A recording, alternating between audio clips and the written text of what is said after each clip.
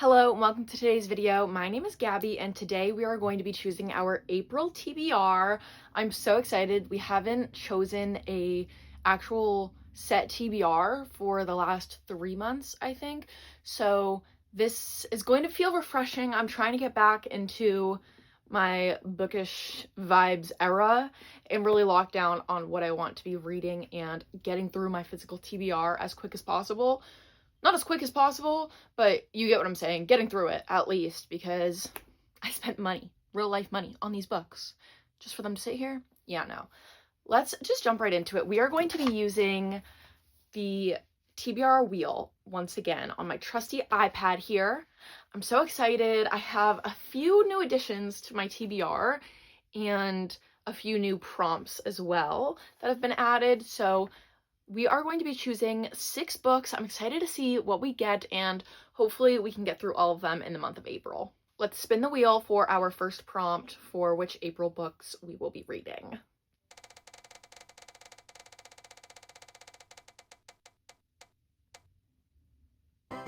Okay, standalone fantasy. My skin is looking so crazy right now. I don't even want to talk about it. I don't know what's going on, but I think I have a total of 2 standalone fantasies on my entire bookshelf, which is just crazy, and this is one of them, Watermoon. I ordered this book, I pre-ordered this book, so I got it right when it came out in 2025, and I just haven't had the right moment to pick it up, but it sounds so good. So I will read the little blurb because I believe it's kind of a magical realism pawn shop, is my understanding. It says, on a back street in Tokyo lies a pawn shop, but not everyone can find it. Most will see a cozy ramen restaurant, and only the chosen ones, the ones who are lost, will find a place to pawn their life choices and deepest regrets. Hana Ishikawa wakes on her first morning as the pawn shop's new owner to find it ransacked, the shop's most precious acquisition stolen, and her father missing. And then into the shop stumbles a charming stranger, quite unlike its other customers, for he offers help instead of seeking it. Together they must journey through a mystical world to find Hana's father and the stolen choice, by way of rain puddles, rides on paper cranes, the bridge between midnight and morning, and a night market in the clouds. But as they get closer to the truth, Hana must reveal a secret of her own and risk making a choice that she will never be able to take back. That sounds so good. Again, I think it's kind of more magical realism, not necessarily fantasy, but I would say this qualifies because it has, fantastical elements and like magical elements for sure. So I cannot wait to read this. It just sounds so intriguing. Let's spin for our second book that we'll be reading this month. Color in the title. I think this is a hard one. I just realized I accidentally didn't record the wheel spinning for that one, but you're just gonna have to trust me, I guess. I don't know. This was definitely a hard one. I think I only had 2 books that weren't historical fiction that didn't have a color in them. The one I'm going to be choosing is Tressa the Emerald Sea by Brandon Sanderson. This will be my first Brandon Sanderson book, and I'm a little nervous to say the least, but obviously Emerald fits the prompt perfectly. So this book, I don't know much about it. I know he wrote it specifically for his wife, and then his wife was like, you need to publish this, and everyone says it's amazing. I was gonna say, is this standalone? And then I was like, oh, it doesn't need to be a standalone. I'm kind of confusing myself here. Anyways, let's read the blurb. So it says, the only life Tress has known on her island home in an emerald green ocean has been a simple one, with the simple pleasures of collecting cups brought by sailors from faraway lands and listening to stories told by her friend Charlie. But when his father takes him on a voyage to find a bride and disaster strikes, Tress must stow away on a ship and seek the sorceress of the deadly Midnight Sea. Amid the spore oceans where pirates abound, can Tress leave her simple life behind and make her own place sailing a sea where a single drop of water can mean instant death? This sounds so interesting. I love a good fantasy book. And again, I'm very intrigued to find out more about Brandon Sanderson's writing style and whether I like it. I have a feeling I probably will because most people do. So yeah, this is a really good one to add to our April TBR. Let's spin for our third book and see what we get.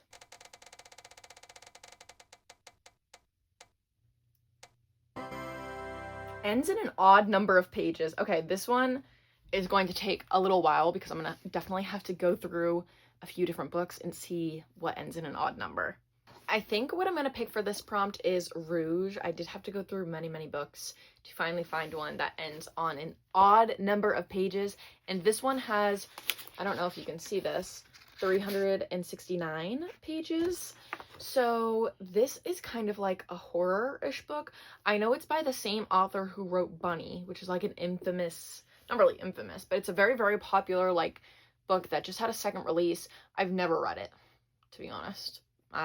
This one piqued my interest more than that one, and let's read the little blurb, figure out what it's all about. I know it's kind of like, I don't know if it's like horror necessarily, but I think that's kind of the vibe. So it says, Belle is obsessed with beauty, just like her estranged mother, Noelle. When Noelle mysteriously dies, Belle returns to Southern California, grappling with the lingering questions surrounding her mother's death. Soon after the funeral, a cryptic video about a transformative spa experience lures Belle to La Maison des Meduses, the same lavish, culty spa to which her mother was devoted. There, Belle discovers the frightening secret behind her obsession with her reflection and what lurks beyond the glass. With black humor and seductive horror, Rouge holds up a warped mirror to our relationship with mortality, the cult-like nature of the beauty industry, and the danger of internalizing its pitiless gaze. As a woman, I'm sad. Like, honestly, she goes to like some sort of like culty spa, I guess, and is like kind of grappling with her self-image in that sense, but it's supposed to be horror-ish. I'm very, very intrigued. I've been thinking about that one a lot as well recently, of thinking about picking it up, so here's my perfect excuse to. Let's see what our fourth prompt is going to be.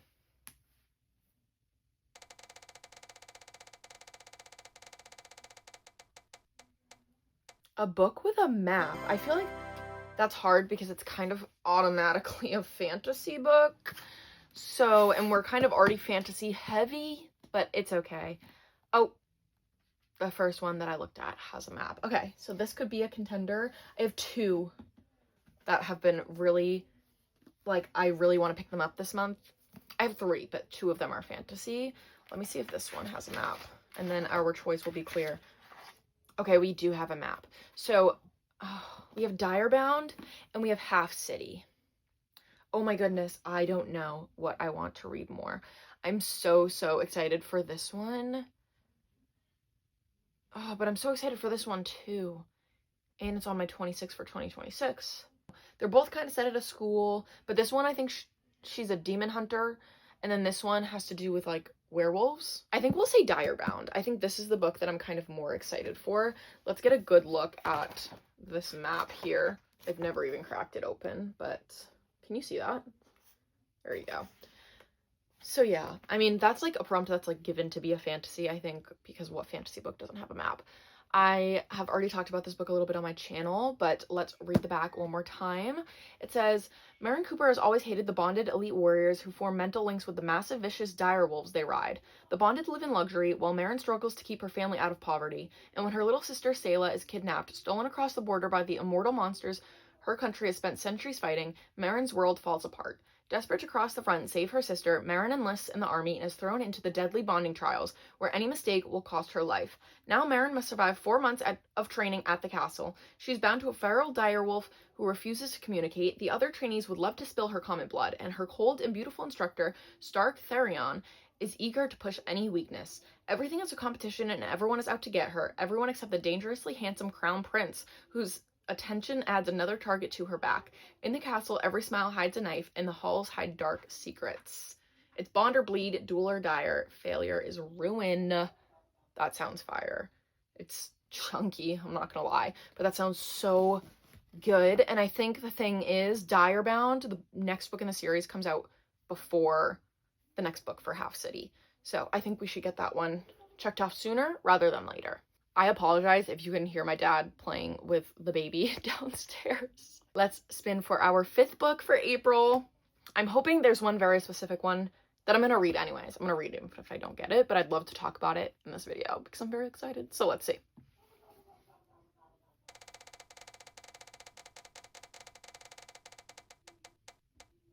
Sprayed edges. Again, like I don't buy... Oh! You know what book I'm going to pick? I already know. I don't know if I should save this for a different video, actually, that I was thinking of doing, but that won't be for a little while, and I'm dying to pick this up. Well, actually, not this one specifically. There's other ones that I want to pick up, but this is a romance, so I feel like it's giving us a nice kind of break in genre when we have like 3 fantasies, 1 horror, and now we should throw in a little romance, because it's nice out. So we need, I think, some romance books fits the weather. So I want to pick up All the Missing Pieces by Catherine Cowles. I read my first Catherine Cowles book last week. Oh my god, I adored it. It was so good and it was so fun and it was just like a grand old time. Let's read the excerpt. It says, "Sometimes the last thing you expect is exactly what you need, the final missing piece, and sometimes it comes in the form of a towering, broody sheriff determined to get in your way at every step. Ridley Sawyer knows what it's like to miss someone, to feel like a piece of her vanished, because it happened to her the night her twin sister disappeared. Now, Ridley channels that loss into hope, traveling the country covering cold cases for her true crime podcast. She might not have found justice for her sister, but that doesn't stop her from finding it for others, until Sheriff Coulter Brooks gets in her way. Colt knows what it's like to have reporters descend on his town in the wake of a tragedy, and he's not about to let a fiery podcaster stir up trouble. It doesn't matter that her haunting blue eyes tell him there's more to Ridley's story, or that he can't stop imagining what it would be like to touch her. But when Ridley's cold case turns hot and she's thrust into the crosshairs, Colt has no choice but to step in. Suddenly, Ridley's living at his house, drinking his whiskey and stealing his dog's affections. But she's also proving that she's so much more than his first impression. And as they get closer to the truth, the game they've been playing might just turn deadly." Oh, she writes like these, not really thriller, but like kind of thriller-y, not really thriller, actually. I'm just gonna stop saying thriller. I think it's kind of more like mystery romance, or it's like romances with these mystery undertones. They're just so good because it adds such a good actual plot that you're invested in the story, even if you're not necessarily super invested in their relationship. Like, that's how I felt about the last book. I actually did love the relationship of the characters in the last book I read, which was Across the Vanishing Sky by Catherine Cowles. I loved the relationship, but I was so invested in the actual plot as well that it was like, I didn't feel like I was just sitting around like reading about two people that are like, oh my gosh, like we might kiss. Like, oh my gosh, like I like this guy so much. And it's like, okay, that's all good and fine, but like, can we like get to the crux? You know what I mean? This is so much more fun because you also have the murder mystery plot that you're following along. I don't know if it's murder mystery necessarily in this, but you get the idea. And then obviously we have these beautiful pink sprayed edges to go along with our prompt. Okay, let's spin for our sixth and final book that we will be adding to our April TBR.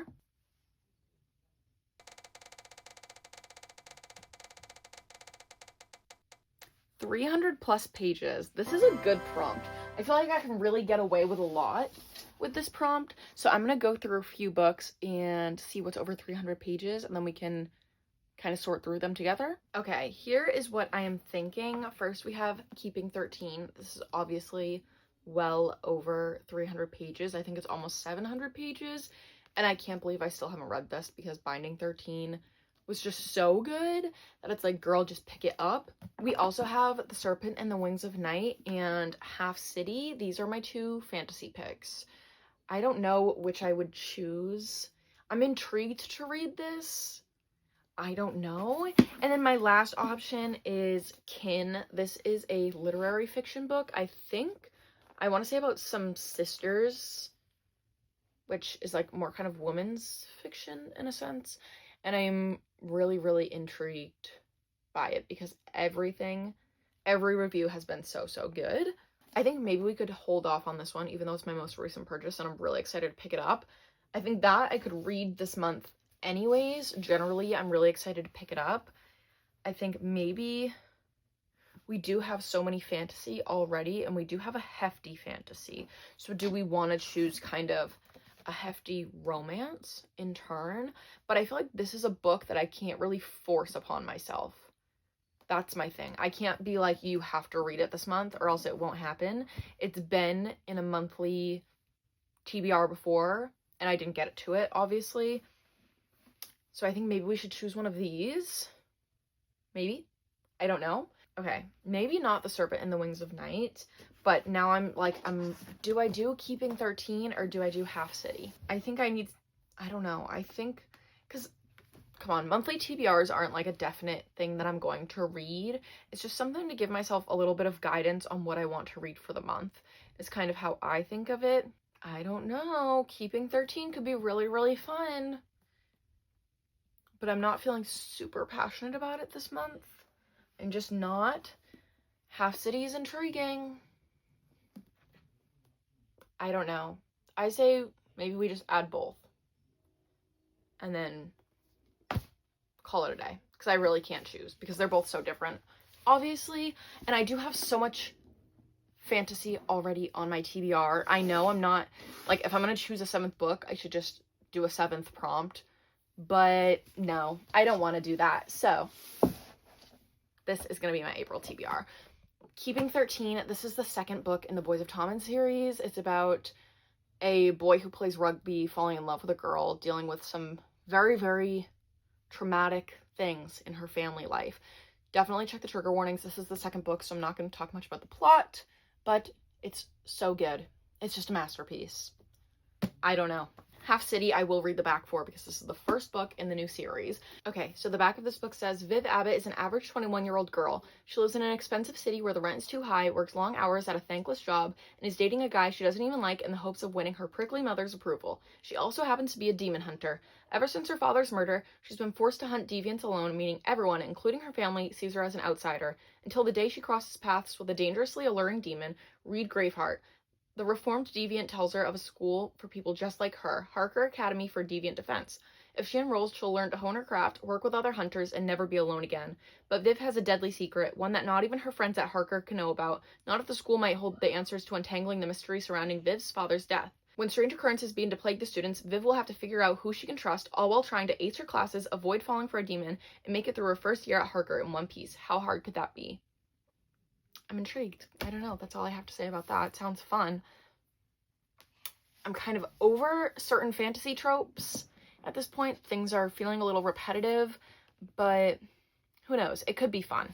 So let's do a quick recap. We have Half City, obviously. Keeping 13, the 2nd book in the Boys of Tommen series. All the Missing Pieces. Direbound. Rouge. Tress of the Emerald Sea. And Watermoon. I don't know which of these I will actually end up picking up. My mood reading has just been on a different level lately, but at least we have a little bit of direction in what intrigues me for the month. Thank you so much for watching this video. Let me know if you've read any of these books in the comments down below and what you thought about them. And let me know what you're planning to read in April. I'm very intrigued. I'm always looking for new recommendations. And April is a hard month because it's kind of spring, but it's like kind of that in-between stage. I don't know. May is like full-blown spring. April is not. So the weather can be so wishy-washy. Sometimes it can be freezing. Sometimes it can be so nice. And I feel like, you know, the weather and my surroundings and the ambiance always affects my reading. It just does. And what I'm in the mood to read. So we'll see how many I end up picking up. But with that, thank you so much again for watching, and I will see you in the next one.